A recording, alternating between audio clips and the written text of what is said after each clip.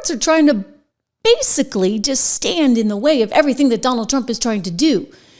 Right? That's their MO. We'll just block him and block him and block him and make it so that he can't get anything done. We had another one. Judge bars Trump from denying federal funds to sanctuary cities that limit immigration cooperation. It had already been decided, by the way, that he was allowed to do this. And now you have another judge blocking it. So we're getting bogged down in all this judge, C-R-A-P. You know it.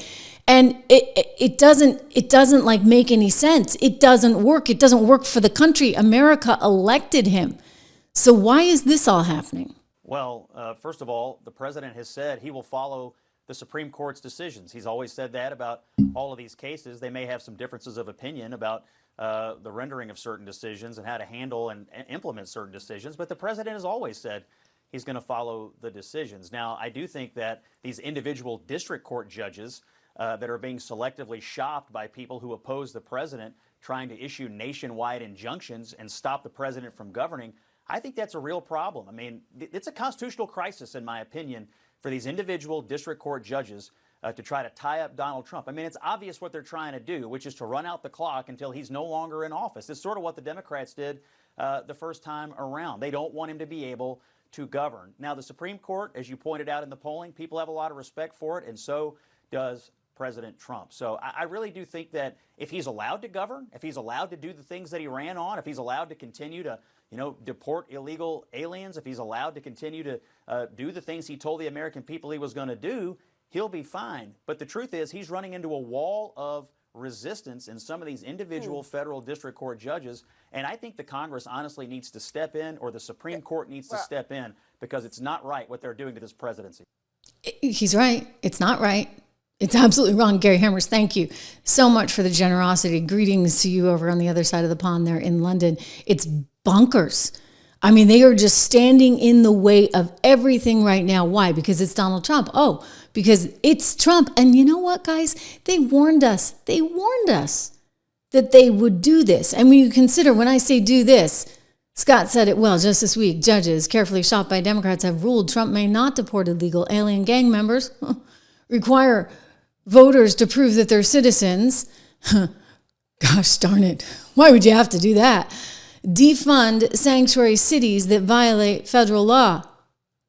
Oh, that one's going to get turned down badly by the Supreme Court. I'm just going to tell you, because if there's one thing the Constitution allows for the federal government to do, it is to control the borders. The plan is obvious, he writes, run the clock out on the Trump presidency. I will say this, you know what? He's not wrong, and the Democrats deliberately did this. And Chuck Schumer admitted it about a month ago on one of the network television shows. I'm going to show you. He admitted that they put 235 judges in there to do exactly this. There are those who believe that we are in real time living through an assault on the constitutional order. Do you believe that we are in a constitutional crisis right now? Yes, our democracy is at risk because Donald Trump shows that he wishes to violate the laws in many, many different ways. The good news here is we did put 235 judges, progressive judges, judges not under the control of Trump last year on the bench, and they are ruling against Trump time after time after time. And we hope that the appellate courts, when it gets up there in the Supreme Court, will uphold those rulings. They restored the money to NIH. They required that 8,000 federal employees have to come back. We're in over 100 lawsuits against them, and we are having a good deal of success. It's only at the lower court level right now. You said the quiet part out loud, so there you go. I don't even need to make the case. I mean, people might say, oh, you're being conspiratorial. They installed a bunch of judges to try and get in the way of Trump. Well, Schumer just said it, okay? This is their plan. This is what they're trying to do. And so now this gets escalated. It will have to be escalated. The Supreme Court will have to take this on. And, I know that they the other day said that they had to stop. It was a temporary order to stop those illegals that were alleged to be gang members from being shipped back to Venezuela. I still just keep saying this over and over again. Like, the fact that you're here illegally, if they can prove that you are not a citizen in the United States, do we not have the right to send you packing?